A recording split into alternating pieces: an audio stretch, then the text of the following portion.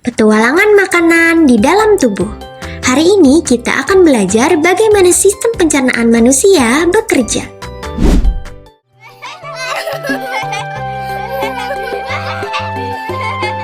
Pernahkah kalian merasa perut keroncongan saat bermain? Atau kepala pusing dan badan lemas ketika terlambat makan? Nah, itu tandanya tubuh kita sedang membutuhkan bahan bakar. Sama seperti mobil yang butuh bensin agar bisa melaju,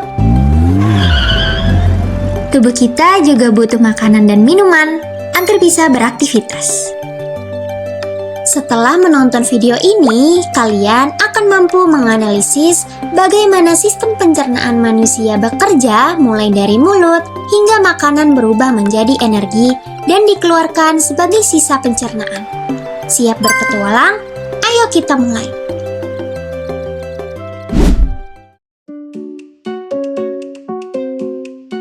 Apa itu pencernaan?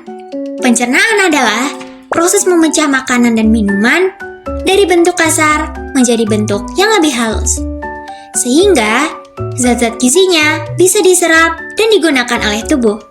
Sedangkan sistem pencernaan adalah kumpulan organ-organ yang bekerja sama melakukan semua proses pencernaan ini, teman-teman.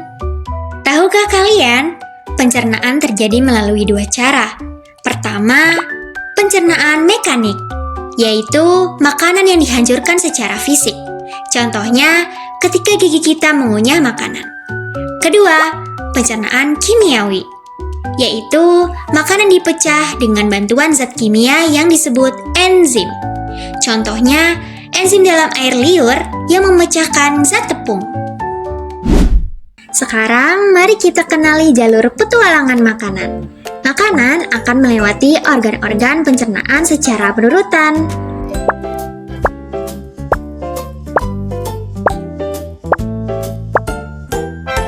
Total ada 7 organ utama yang akan kita jelajahi. Ada apa aja sih? Perjalanan pertama dimulai dari mulut ya teman-teman. Di sini, gigi bertugas untuk mengunyah dan menghancurkan makanan menjadi potongan kecil. Proses ini disebut dengan pencernaan mekanik. Lidah membantu kita untuk mengaduk dan mendorong makanan agar mudah ditelan. Sementara air liur mengandung enzim amilase yang mulai memecah zat tepung. Dan tahukah kalian, sebaiknya kita mengunyah makanan sebanyak 32 kali agar lebih halus ya. Setelah ditelan, kemudian makanan masuk ke kerongkongan. Kerongkongan adalah saluran otot yang menghubungkan antara mulut dengan lambung. Makanan didorong ke bawah dengan bantuan gerakan peristaltik, yaitu gerakan meremas-remas otot secara bergelombang. Hebat ya teman-teman, gerakan ini dapat terjadi secara otomatis, bahkan saat kita tidur atau bergantung terbalik sekalipun. Nah, selanjutnya makanan sampai di lambung. Lambung terletak di perut bagian atas. Bentuknya seperti kantong huruf C ya teman-teman. Di sini otot-otot lambung akan meremas-remas makanan hingga berbentuk bubur. Ini namanya pencernaan mekanik. Lalu di dalamnya ada asam lambung. Asam lambung berfungsi untuk membunuh kuman, ada enzim pepsin untuk memecah protein, dan enzim renin untuk menggumpalkan protein susu. Hasilnya, makanan berubah menjadi bubur kental yang disebut dengan kim. Makanan bisa berada di lambung hingga 4 jam loh teman-teman. Setelah dari lambung, bubur makanan kemudian masuk ke usus halus.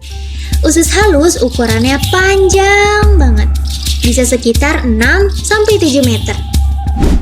Nah, disinilah tempat terpenting dalam pencernaan. Usus halus ini terdiri dari 3 bagian. Pertama, duodenum atau usus 12 jari.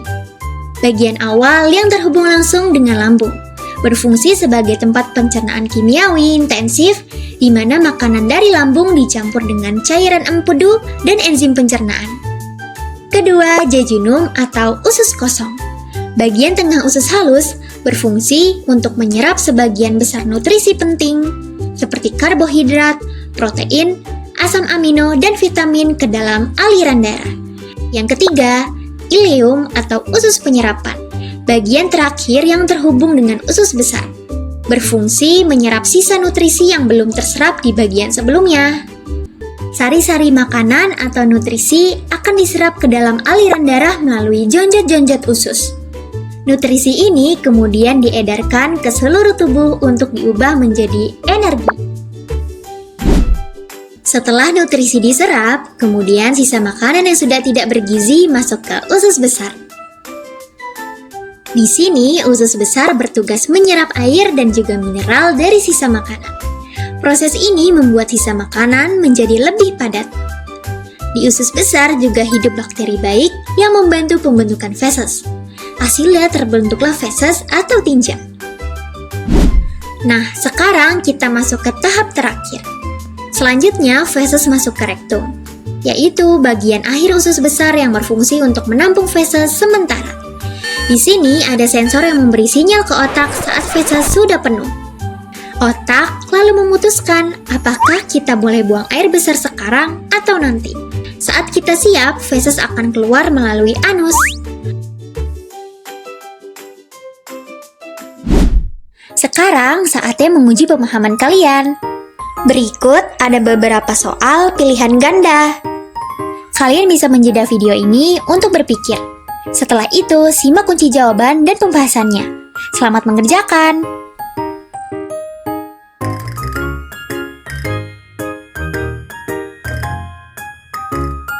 Yeay, selamat! Kalian sudah menyelesaikan petualangan makanan di dalam tubuh. Sekarang, kalian tahu kan mengapa kita perlu makan dan minum, serta bagaimana sistem pencernaan bekerja dengan luar biasa. Jangan lupa untuk selalu makan makanan bergizi dan teratur. Terima kasih sudah belajar bersama. Sampai jumpa di petualangan berikutnya.